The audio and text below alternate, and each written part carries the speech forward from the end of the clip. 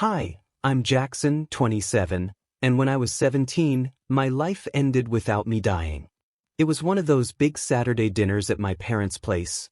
Grandparents, uncles, cousins, everyone squeezed into the house like we were staging a commercial for wholesome family values.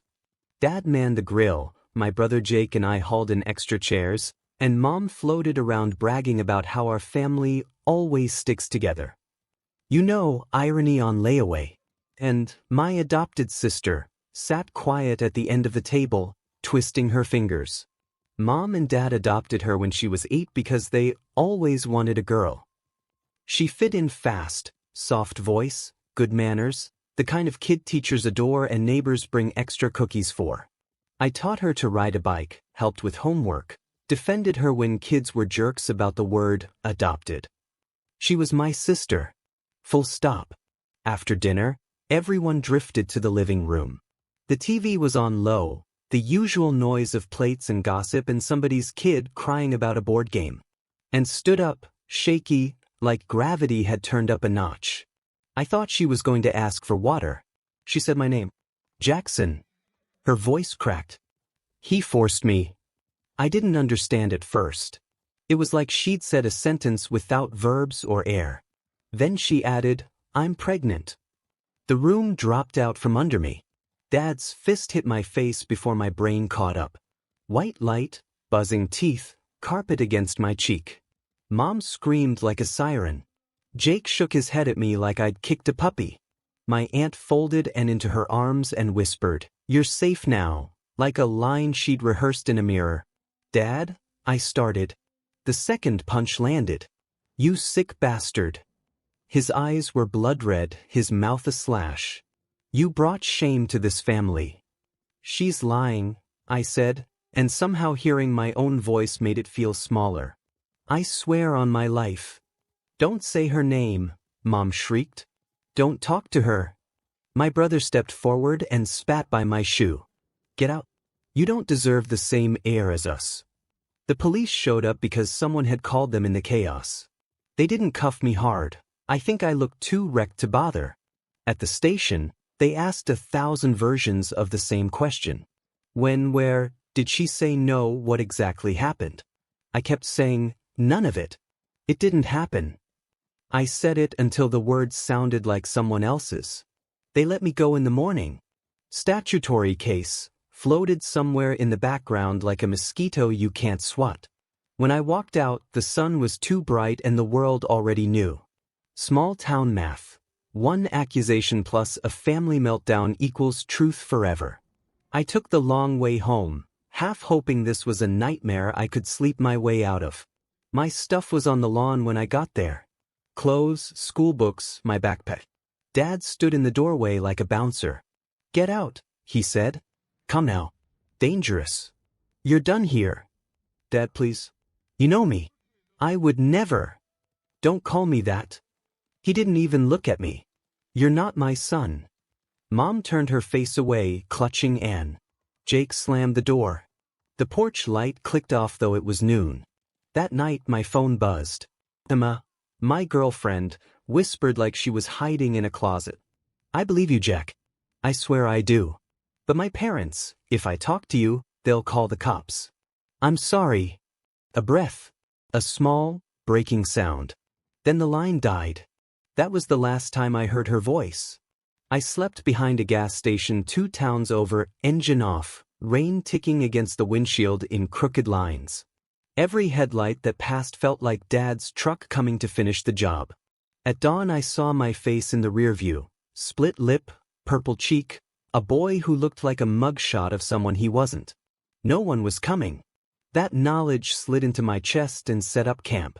I drove until the gas light blinked red and the road coughed me out in a town called Maplewood, strip malls, a hardware store that looked tired, a diner with a help wanted sign curling at the edges. I stood outside, hands shaking from hunger and the kind of cold that lives under your skin, and pushed the door open. The bell jingled. A guy with a gray beard and shoulders like a brick wall looked up from the counter. Can I help you? I saw the sign, I said. I can wash dishes. Anything. You ever worked in a kitchen? No, sir. He studied me for a beat. You look hungry. I'm fine. Somewhere between lie and prayer. He jerked his chin toward the back. Name's Andy. Sinks are in there. Start now. You eat after. That was it. No questions, no paperwork. Just work. Hot water, metal, steam. I scrubbed until my hands went raw. After close, Andy slid a plate toward me, a half-eaten burger and cold fries from a customer who'd left in a hurry. I devoured it like it was holy. When I tried to hand the plate back and say I'd sleep in my car, he wiped his hands on a towel and said, "Room upstairs. Ain't pretty, but it's got a lock. Work it off." The room was a rectangle of peeling wallpaper and a mattress with history, but it was mine for the night. I slept 14 hours and woke up to my own heartbeat sounding like a drill in an empty house. 2 weeks in, after I'd learned which pans lie about being clean and how grease invents new physics, Andy looked up from a newspaper and said, "Kid, what's your story?" I froze. "What do you mean?" "Trucker came through. Said he saw your picture in a paper a couple towns over. Some family mess." He set the paper down. "You got trouble?" "It's not what it looks like," I blurted. "It's a lie. My sister, adopted," she said. The words tumbled and broke. Andy raised a hand. "I don't care what they say. You're here working. That's what matters." He poured coffee like a priest blessing a storm. "Keep your head down. Do the job. The rest sorts itself." I didn't cry, but something unclenched in my ribs, like a hand letting go. A few days later, I dialed home from the corner by the walk-in, the kind of place you call from when you want to feel invisible. Mom picked up on the third ring. "Mommy, it's me," I whispered. "I'm okay. I found a job. Don't call here again," she said, voice cracking. "Your father doesn't want your name spoken in this house." The line went dead. I stared at the steel door of the walk-in fridge and watched my breath bloom and disappear. That was the last time I tried. By the end of that month, I could fix a leaky pipe, patch a vent, and scrub a grill until it shone like a lie told well. Andy's grunt of "good job" felt like a medal. At night, I stopped searching my name. I stopped imagining explanations. The version of me they buried could stay buried. I was going to build something no one could take. Months blurred together inside that little diner. Repeat. But the noise of the kitchen, sizzling pans, clattering plates, Andy's gravelly voice, it drowned out the noise in my head. And for the first time since that night, I didn't wake up feeling hunted. Andy started trusting me with more than dishes. "Fix the pipe," he'd say. "Change the filters. Check the thermostat." Little jobs that made me feel like I could still fix something, even if it wasn't myself. He taught me things no one in my family ever did. How to patch drywall. How to spot a liar by the way they breathe before talking. "People show you who they are, kid," he'd say. "You just gotta watch long enough." One night after close, I made the mistake of searching Anne's name on an old public computer at the library. There she was, smiling at a baby shower, belly round, surrounded by my family. Mom next to her, glowing, holding a cake that said, "It's a girl." Dad's arm around them both. Jake in the corner, grinning like the whole world made sense. The caption read, "Family is forever." My stomach flipped. The air felt heavy, like breathing underwater. I logged out and walked back to the diner in silence. That was the night I decided Jackson Smith was dead. From that point on, I lived as nobody. No social media. No phone number anyone could trace. Just work and sleep and food bought in cash. Then one afternoon, Andy dropped a flyer on the counter. "Community college HVAC training, night classes open," he said. "You're good with tools. Learn this and you'll never starve." I laughed at first. "College? I don't even have a GD." He just grinned. "Then get one. You pay what you can.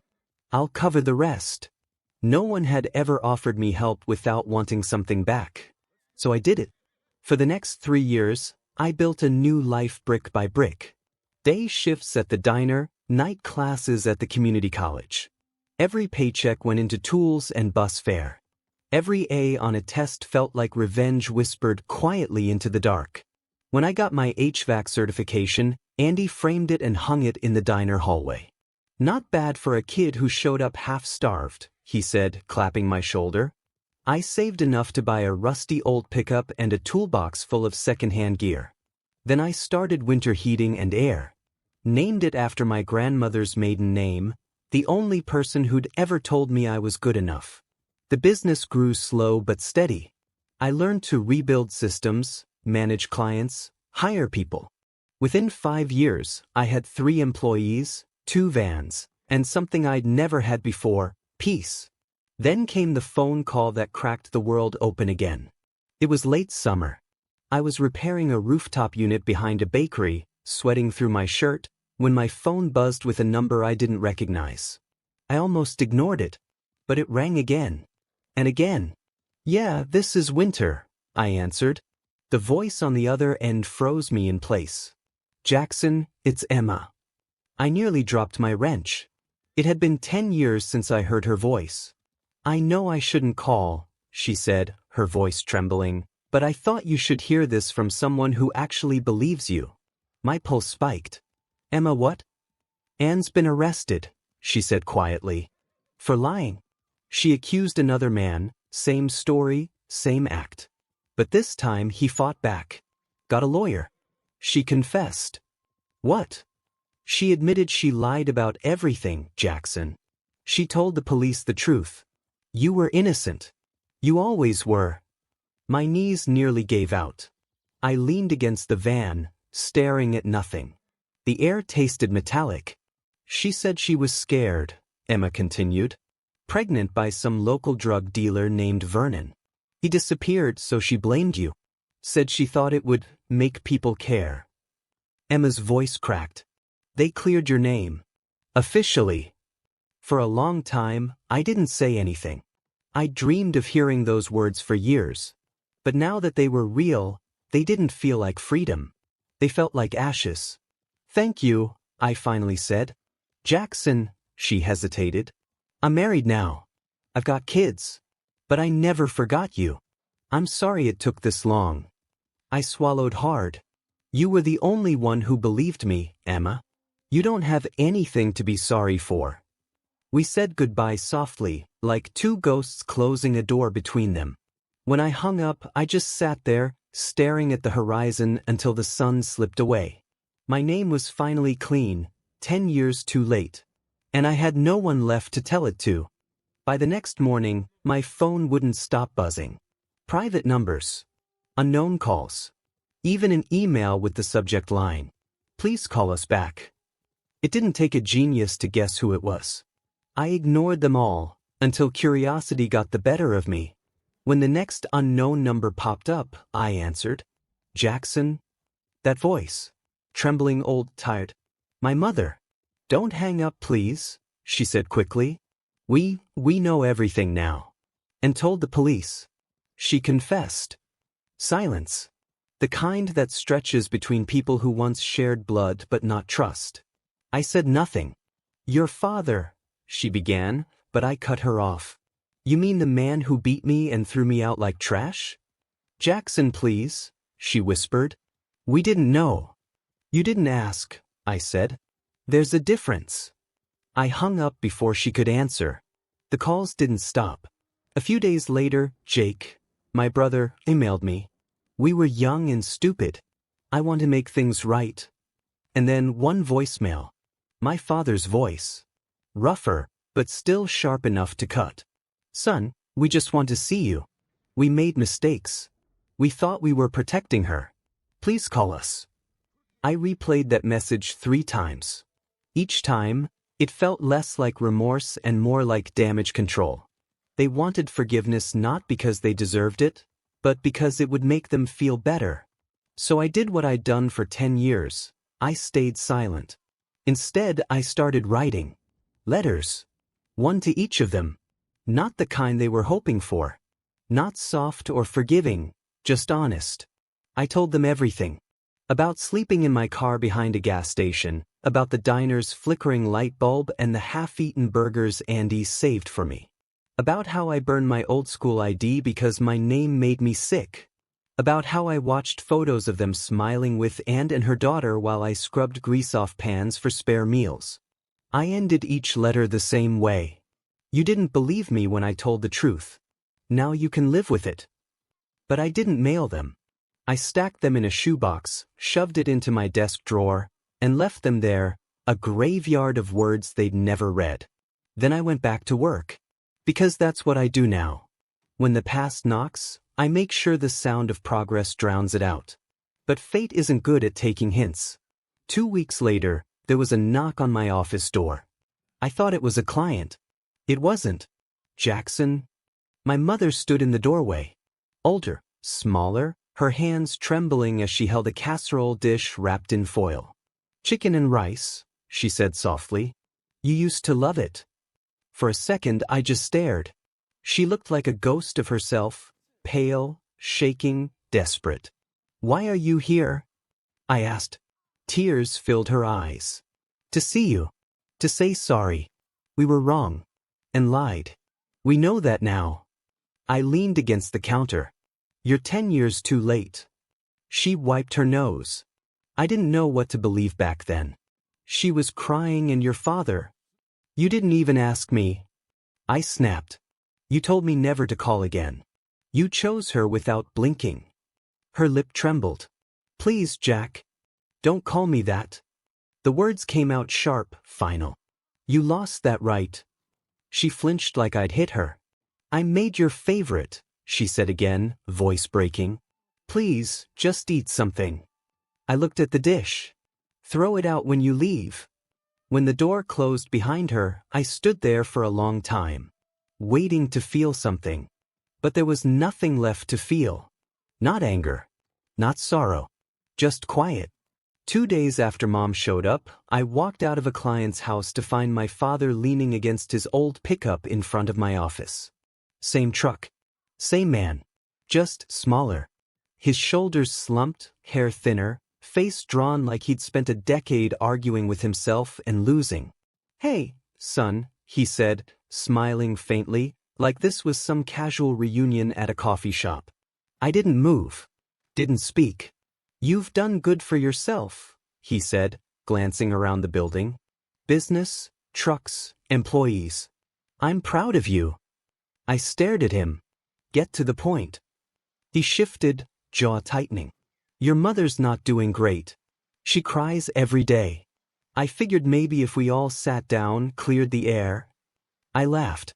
Not loud, not happy, just that dry sound that happens when your throat doesn't believe your mouth. "Cleared the air," I repeated. "You beat me and threw me out. You left me homeless. You cleared the air that night when you said I wasn't your son." He sighed, rubbing his temple. "I was angry. You have to understand.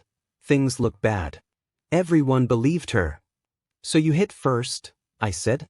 "Asked questions never." He flinched just a little. "You don't have to hold on to hate, son." I shook my head slowly. "I'm not holding on to hate. I'm holding on to self-respect." His eyes darkened. "You calling security on your own father now?" I lifted my phone. "Already did." A security guard from the neighboring building showed up a few minutes later. The guy looked confused but professional. "Sir," the guard said to him, "I'm going to have to ask you to leave the property." Dad's face flushed, red creeping up his neck. "You're calling security on your own father?" "You're not my father," I said quietly. "You're a stranger who ruined my life." He muttered curses under his breath all the way back to his truck. When the door slammed and his tires screeched out of the lot, I exhaled for the first time in what felt like 10 years. The silence that followed wasn't empty, it was earned. Later that week, I started hearing things from old classmates online. My family was falling apart. Dad had lost his job at the plant after screaming at a supervisor.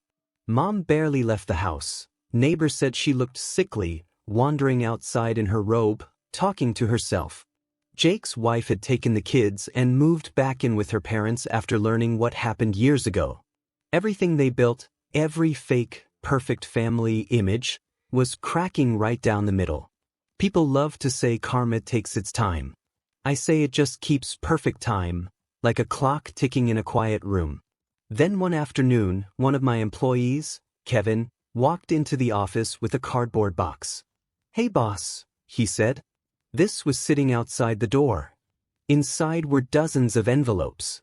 My old name, Jackson Smith, written in shaky handwriting on each. No return address. I didn't have to open one to know who they were from. Mom always wrote like that, dramatic loops, heavy pressure, like she was carving her guilt into the page. I carried the box into the back room, set it on a high shelf above the storage bins, and walked away. That night, I sat in the office long after everyone else went home. I stared at that shelf for hours, knowing every letter inside probably begged for forgiveness. But forgiveness isn't free. It's not a prize you win by crying hard enough. They didn't want me. They wanted redemption. And I wasn't handing it to them. So I left the letters sealed, every last one. They erased me once.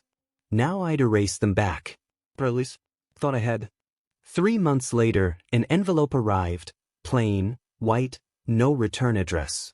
Inside was a single sheet of paper with one name that froze my blood. "Ann Williams requests to meet with you at Maple Ridge Correctional Facility." For a long time I just stared at it.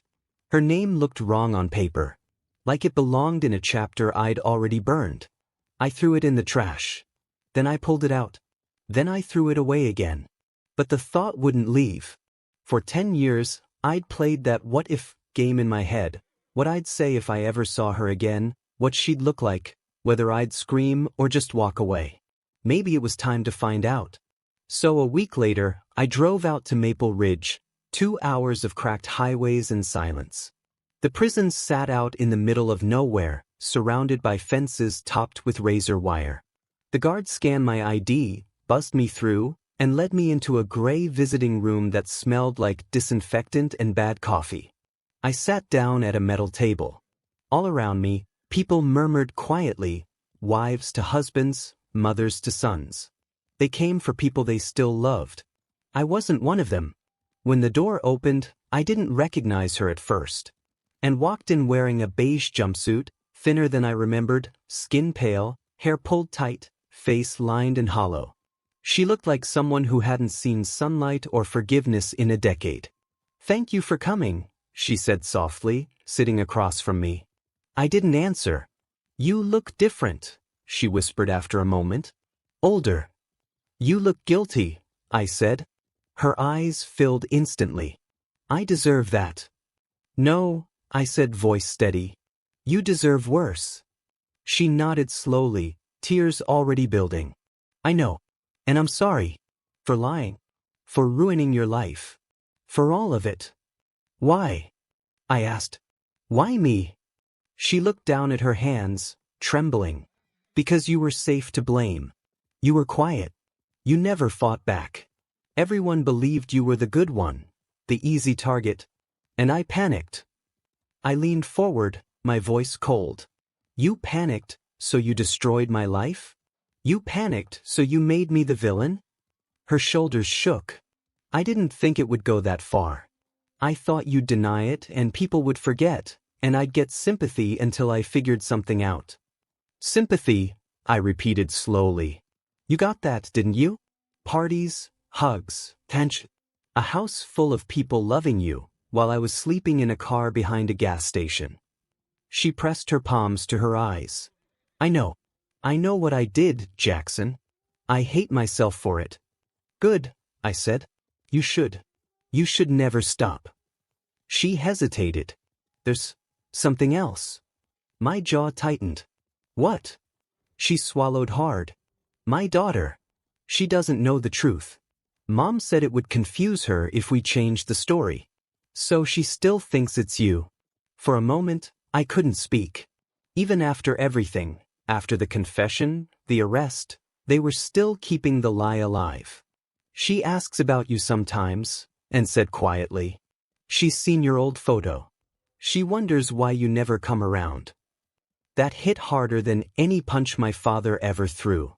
A child, innocent, growing up believing her uncle was her father, carrying that lie like a birthmark. I stood up, my chair scraping against the floor. "You don't get to tell me that," I said, voice sharp. "You don't get to throw that on me now like I can fix it." She reached out, trembling. "Please, I just needed you to know." I looked down at her, this broken person who once held the power to destroy me with a single sentence. "You took 10 years from me," I said quietly. "I hope you never sleep peacefully again." She broke, crying, shaking, whispering, "I deserve it. I do." I leaned in just enough to meet her eyes one last time. "You do." Then I turned and walked out. No guard stopped me. No words followed. Just the echo of my own footsteps, the sound of a man leaving hell without looking back. I sat in my truck afterward, staring at the fence. I thought I'd feel free after seeing her. But I didn't. There was no victory. No peace. Just quiet. Sometimes the truth doesn't fix things. It just stops them from bleeding. A year passed after the prison visit. No letters. No calls. No ghosts clawing through the cracks. Just quiet, the kind of quiet that feels earned. I sold my small old house and bought a new one just outside the city. 3 bedrooms, fenced yard, nothing fancy, but every nail, every inch of paint was mine. No borrowed kindness. No family pity. Just work and sweat and peace. Then there was Rachel. I met her through a client. She was a graphic designer, redoing my company logo. We started talking after a few late-night emails about color palettes and fonts. One coffee turned into dinner, dinner turned into weekends together. She never asked much about my past, just said one thing early on. "Whatever it was, you're not that guy anymore." That stuck. A year later, she moved in with her cat, and I rescued a dog named Edgar. Between the two of them, the house actually felt alive. Normal. Something I'd never thought I'd have again. Work was steady, the company growing. For the first time, life wasn't about survival. It was about living.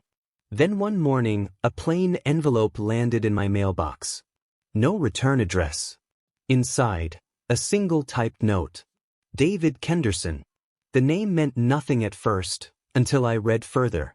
"Mr. Winter, I'm filing a civil case against N. Williams for defamation and emotional damage. My lawyer says your testimony would help both of us. If you're interested, please call me." The second man she had accused. Another life she'd nearly destroyed. I called him that afternoon. We met at a coffee shop, 2 men bound by a lie neither of us asked for. He was older, worn down but calm. "Feels weird, doesn't it?" he said. "Being connected by something that messed us both up." "Yeah," I said. "But I guess we both survived it." We talked for an hour, trading pieces of hell like old war stories. When he asked if I'd join the lawsuit, I didn't hesitate. "I'm in." It took months. Court dates, statements, paperwork that felt like reliving every scar. But this time, I didn't flinch. I wasn't a scared 17-year-old kid begging to be heard. I was a man telling the truth, steady, clear, unbreakable. And sat across the courtroom, small and hollow, staring at the table. I didn't look at her much. Didn't need to. The lawyers laid everything out. The false accusations, the manipulation, the ruined lives. When the judge finally ruled in our favor, the silence that followed wasn't shock. It was justice catching its breath. Walking out of that courthouse, I felt lighter than I ever had. Not vindicated. Not triumphant. Just clean. For the first time in a decade, my name stood beside the word truth. Then one night, almost midnight, my phone buzzed. A known number. Hometown area code. I let it go to voicemail. When it finished, I played it back. "It's Dad. I don't know if this number still works. Your mother found it online. I don't have much time. The doctors say it's cancer. I don't want anything, I swear. I just want to see you. One last time. Please. I was wrong. I'm sorry. Please, son." His voice cracked at the end. Then silence.